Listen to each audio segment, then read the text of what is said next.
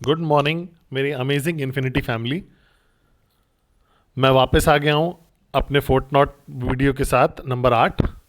मैं यहाँ पे केएल में हूँ लीडरशिप कैंप के लिए।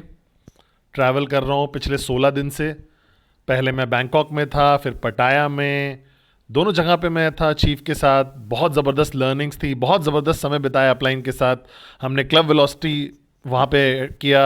फिर हम वापस आए बैंकॉक में, कुछ समय बिताया चीफ के साथ, जेआर के साथ। और फिर हम उसके बाद गए फुकेट। दूसरा सेट क्लब वेलोसिटी का था वहाँ पे। और मैंने एक चीज़ रियलाइज़ करी ये सब वेलोसिटी देखने के बाद, कि जब भी मैं जाता हूँ वीआईपी की तरह या एक स्पीकर की तरह इन सब इवेंट्स में, तो पता है क्या होता है मुझे, मैं वापस आता हूँ ज़्यादा एनर्जी के साथ। बाकी लोगों का मुझे नहीं पता है, लेकिन मैं खुद बहुत ज़्यादा एनर्जी के साथ वापस आता हूँ और मैं अपने आप को पुश करता हूँ और करने के लिए। जैसे ही इन इवेंट्स के बाद, तो पता नहीं मुझे कि ये लोगों की मदद करता है जो वहाँ आते हैं कि नहीं। मैं उम्मीद करता हूँ कि वो भी इस एनर्जी के साथ वापस जाते होंगे। लेकिन चाहे आप पुराने हो चाहे नए हो बिजनेस में, ये जो एसोसिएशंस होती है ना, ये वाकई फ़र्क पैदा करती हैं। तो कभी भी इस एसोसिएशन को मिस नहीं करना चाहिए था। इसीलिए कोई भी ऐसा प्रोग्राम जो लॉन्च होता है ना, आपको उसका पार्ट बनना चाहिए। आपको इंश्योर करना चाहिए कि आप क्वालिफाई करो इस प्रोग्राम के लिए और वहां पे आओ और उस तरीके की एनर्जी इकट्ठा करो और नॉलेज इकट्ठा करो और वापस जाओ ज़्यादा एनर्जी के साथ, ताकि आप अपने सपने और तरीके से पूरे कर सको। तो इस फोर्टनाइट वीडियो 8 नंबर में मैं बात करना चाहता हूं किसी एक बहुत ज़रूरी चीज़ के बारे में। आजकल जो बात हो रही है वो रैंक एडवांसमेंट के बारे में बहुत ज़्यादा हो रही है। नई रैंक सफ़ायर, नया क्राइटेरिया जो डायमंड प्लैटिनम का है, और जो नई रैंक ब्लू डायमंड आई है, तो सब लोग इसके बारे में बात कर रहे हैं। और हर कोई बेसिकली सोच रहा है कि क्या वो अचीव कर पाएंगे इसको जल्दी, पहले हफ्ते से ही या नहीं। और मैंने ये चीज़ महसूस करी है इस कॉन्वर्जेशन में बहुत सारे लीडर्स के साथ और बहुत सारे लोगों के साथ जो नए हैं इस ऑर्गेनाइजेशन में। मैंने ये चीज़ महसूस करी है कि बहुत सारे लोग, इनफैक्ट बहुत सारे लोग, वो प्लान करते हैं अगली रैंक के बारे में और वो उम्मीद करते हैं कि वो अचीव कर पाएं जितना जल्दी हो सके।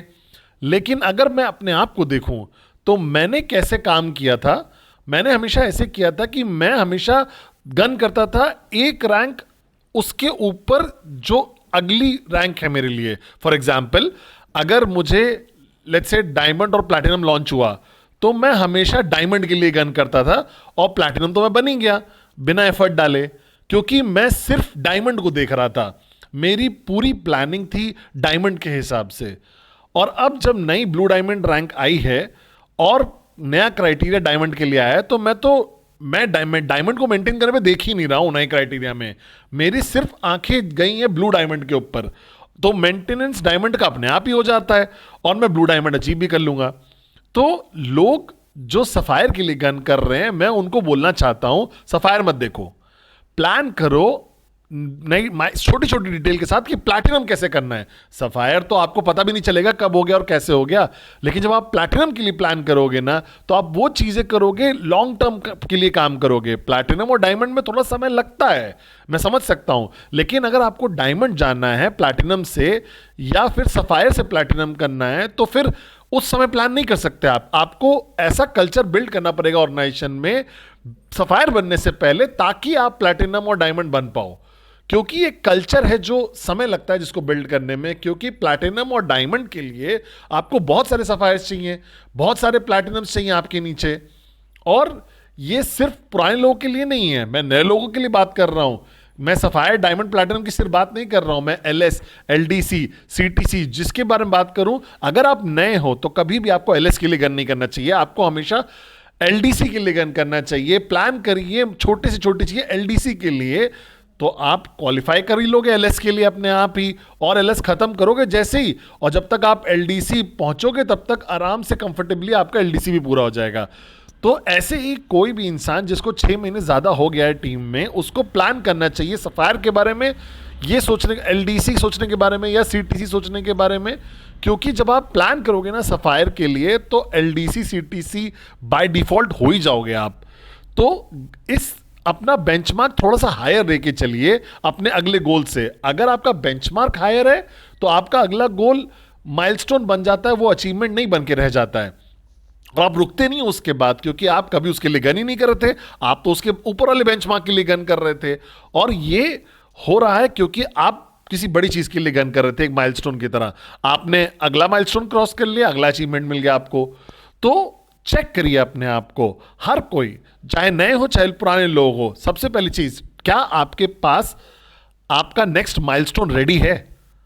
क्या आपके पास आपका अगला बेंचमार्क रेडी है? क्या आप प्लान कर रहे हो उसके अकॉर्डिंगली, या सिर्फ हफ्ते और हफ्ते जी रहे हो? Of course short term dream week by week important है, लेकिन ये कन्वर्ट होना चाहिए मिड टर्म गोल में, जो कि बेसिकली आपकी रैंक है, जो कि आपका, जो सिर्फ आपको सिर्फ इनकम नहीं देगा, जबकि आपको फुलफिल करके देगा एक बहुत जरूरी एस्पेक्ट इस बिजनेस का, जिसको बोलते हैं रिकग्निशन। क्योंकि लोग दो ही चीज के लिए काम करते हैं बिजनेस में, सबसे पहला पैसा, ऑफ कोर्स पैसा, और दूसरा है रिकग्निशन। कि अगर अगर लोग बोले कि हम रिकग्निशन के लिए काम नहीं कर रहे हैं ना, अगर वो बोल भी रहे हैं तो वो झूठ बोल रहे हैं, क्योंकि उन्हें खुद भी नहीं पता है कि रिकग्निशन भी एक जरूरत है, जो कि थोड़े थोड़े समय पे पूरी होनी चाहिए। क्योंकि जब आप रिकग्नाइज होते हो अच्छा काम के लिए, तो आप मोटिवेट हो जाते हो, आपको एक सेंस ऑफ अचीवमेंट मिलता है, और आप अगले गोल के लिए लग जाते हो। तो क्या आप प्लान कर रहे हो? कुछ लोग को तो देख ही नहीं रहे हैं डिटेल्स में कि रैंक एडवांसमेंट का, जो समझ ही नहीं रहे हैं कि एलडीसी, एलएस, सीटीसी, वो सिर्फ ये सोच रहे हैं कि वो काम करते रहेंगे और क्वालिफाई करते रहेंगे अगले माइलस्टोन के लिए। ये कभी नहीं होगा, मैं बता रहा हूं आपको। आपको प्लान करना पड़ेगा, छोटी से छोटी डिटेल्स आपको ट्रैक करना पड़ेगा डेली बेसिस पे, आपको फोकस रहना पड़ेगा, लेजर शार्प फोकस रखना पड़ेगा, तभी आप पहुंचोगे वहां पे। लेकिन आपको प्लान करना चाहिए एक ऊंचे माइलस्टोन के लिए। उस एक रैंक, एक बीच वाली जो रैंक है वो माइलस्टोन बन जाएगी। जो लोग गोल्ड हैं, वो सफायर के बारे में सोच रहे हैं, वो सफायर के बारे में ना देखें। आपको सीरियसली गन करना चाहिए पागलों की तरह प्लैटिनम के लिए। सफायर ऐसे हो जाएगा, आपको समझ में भी नहीं आएगा कि जब तक आपका सफायर खत्म होगा आप आधा प्लैटिनम कर चुके होगे, और कल्चर जो प्लैटिनम बनने का है ना, वो बिल्ड हो चुका होगा। अगर आप ऑलरेडी सफायर हो, और तो आप डायमंड पे देखना शुरू कर दो, क्योंकि बहुत सारी कल्चरल शिफ्ट होती हैं जो चाहिए होती है डायमंड बनने के लिए, और आपको रियलाइज होगा कि आप प्लैटिनम ऐसे ही हो जाएगा आपका। एक खोदना मत शुरू करिए जब आपको प्यास लगे। वो जब आप पानी के लिए प्यास लग रही है और खोदना शुरू करोगे तो गड़बड़ हो जाएगा।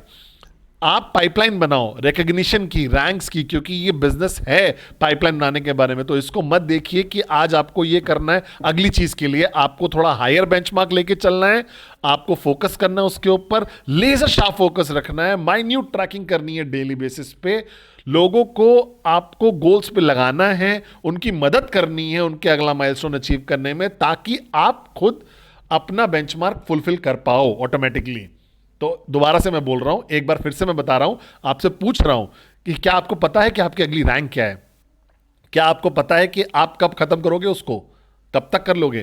क्या आप आसान के लिए जो अगला है उसके लिए गन कर रहे हो, जो एकदम इमीडिएट है, या उससे एक ऊपर की रैंक के ऊपर गन कर रहे हो और अगला वाला माइलस्टोन बन जाएगा, आपको पता भी नहीं चलेगा? तो नए लोग, अगर आप नए हैं, आपको पता है कि आपको पता है कब आप एलडीसी के लिए क्वालिफाई करोगे, कब 20 डीआर होगा आपका?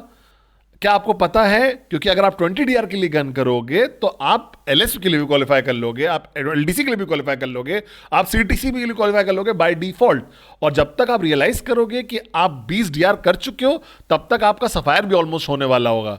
लेकिन ये लोग इस तरीके से सोचते नहीं है। हर चीज साच होती है एक डिजायर से कि वहां पहुंचना है मुझे। तो पहला चेक करिए कि क्या आपके पास वो बर्निंग डिजायर है वहां पहुंचने के लिए, या फिर वो आपके लिए बस एक विशफुल थॉट है। अगर वो विशफुल थॉट है तो फिर आप डिटेल में प्लानिंग नहीं करोगे डेली बेसिस पे, और आपकी आंखें वहां पे उस गोल पे नहीं होंगी लगातार, क्योंकि वो फिर एक विश है, वो एक कामना है सिर्फ, वो बर्निंग डिजायर नहीं है आपका।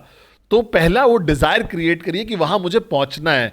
हर बार जब वीकॉन लोग देखते हो ना स्टेज पे जाते हुए वीकॉन को, तो आपको लगता है अरे मुझे भी वहां होना चाहिए था, और फिर लोग भूल जाते हैं उसके बारे में।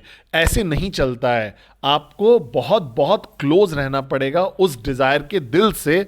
आपको विजुअलाइज करना पड़ेगा अपने आप को कि आप वहां स्टेज पे जा रहे हो, रिकॉग्निशन मिल रहा है आपको, और फिर आप उस पर काम करना शुरू होगे पीछे की कैलकुलेशन करके, मतलब कंसल्ट करोगे अपने अपलाइन के साथ, और सिर्फ फोकस यही होना चाहिए, बाकी सब अपने आप फुलफिल हो जाएगा। मैं नहीं देखता हूं कुछ भी और चीज। मैंने कभी कोई डिफिकल्टी नहीं फेस करी कोई रैंक अचीव करने में, कोई टाइटल अचीव करने में, कुछ भी अपने पूरे बिजनेस में। आपको पता है मैंने एक चीज रियलाइज करी कुछ साल बाद बिजनेस में, कि बिना गोल के आपकी एनर्जी हमेशा कम रहेगी। लेकिन अगर आपका गोल है ना, कांस्टेंट गोल है, जिस तरीके से मेरे पास होता था पहले और अभी भी मेरे पास है, तो आपके पास एक अलग एनर्जी होगी, आपके पास एक अलग एक्साइटमेंट होगी, और वो एक्साइटमेंट और एनर्जी आपको, टीम को भी मदद करेगी। तो मैं दोबारा बोल रहा हूं, रिक्वेस्ट कर रहा हूं आप लोगों से, तो चेक करिए कि क्या आपके पास वो डिजायर है अचीव करने की उस गोल को। क्या है आपका अगला गोल, रैंक के टर्म्स में, रिकग्निशन के टर्म में, या फिर आपका रोड मैप क्या है, एलडीसी है या सीटीसी, आईएसबी है, जो भी है। तो क्या आप वाकई ट्रैक कर रहे हो हर हफ्ते? क्या आप वाकई ट्रैक कर रहे हो, या सिर्फ अपने अपलाइन को बोल रहे हो कि नहीं मुझे आईएसबी जाना है इस साल, या फिर आप वाकई उसके ऊपर लगे पड़े हो? अगर उसके ऊपर वाकई लगे पड़े हो हर हफ्ते, वीकली बेसिस पे, तो फिर आप एक्चुअली अपने अपलाइन से बात करोगे, और आपको कोई भी दिक्कत आएगी तो आप अपने अपलाइन का सर खा जाओगे और बोलोगे कि प्लीज मेरी हेल्प करो इस चीज से निकलने में। क्योंकि जब अपलाइन पूछता है तो हाँ हाँ हमें जाना है, इस साल जाएंगे, लेकिन क्या आप ट्रैक कर रहे हो वाकई? मैं आप सब लोगों से बात कर रहा हूं जो एलडीसी से ऊपर हैं, वो आईएसबी जा सकते हैं ऑटोमेटिकली। वो चाहिए क्या, आपकी इनकम ऊपर जानी है, आपकी टीम ग्रो करनी है, उसके लिए तो चाहे आईएसबी हो, चाहे सफायर हो, चाहे प्लैटिनम हो, चाहे डायमंड हो, क्या आप वाकई ही, आपको पता है कि कब आपको कौन सी रैंक टच करनी है? क्या आप विजुअलाइज कर रहे हो इसको रोज? और क्या आप ट्रैक कर रहे हो उसको डेली बेसिस पे? सिर्फ एक बार नहीं, दो बार नहीं, जब तक आप नहीं वहां पहुंच पा रहे हो। और क्या आप वाकई गन कर रहे हो ईजियर के लिए, या फिर आप गन कर रहे हो एक उसके ऊपर रैंक के, ताकि अगला वाला सिर्फ एक आसानी से हो जाए? तो चेक करिए और अपने अपलाइन को बताइए कि कहां पे आप एक्चुअली खड़े हो, जब आप डिजायर है अचीव करने के लिए नई रैंक या नया टाइटल, और या फिर आईएसबी हो या ट्रेनिंग हो या कैंप हो या सीटीसी हो या कुछ भी हो। और नए लोगों के लिए 20 डीआर, कुछ 7 डीआर और एलएस जाने के बारे में मत सोचिए, 12-13 डीआर के बारे में मत सोचिए। एलडीसी के लिए 20 डीआर के लिए गन करिए एकदम बुलेट की तरह, और एकदम पागल की तरह लग जाइए, और एलएस एलडीसी सीटीसी सब ऐसे ही हो जाएगा आपका। तो फिर कांस्टेंट फोकस रखिए, कांस्टेंट गोल रखिए, और डिजायर रखिए वहां पहुंचने की जितना जल्दी हो सके, एक प्रॉपर ट्रैकिंग मैकेनिज्म के साथ, डेली बेसिस पे, वीकली बेसिस पे, एक प्रॉपर कंसल्टेशन अपलाइन के साथ होनी चाहिए। क्योंकि सिर्फ और सिर्फ एक गोल जो आपके लिए है वो ये है, वो अगला लेवल अचीव करना। बहुत बहुत धन्यवाद। मैं वापस आऊंगा अपने अगले मैसेज के साथ, और मैं आपसे बहुत प्यार करता हूं। इन्फिनिटी रॉक्स, और हम लोग रॉक करते हैं। Bye bye, thank you.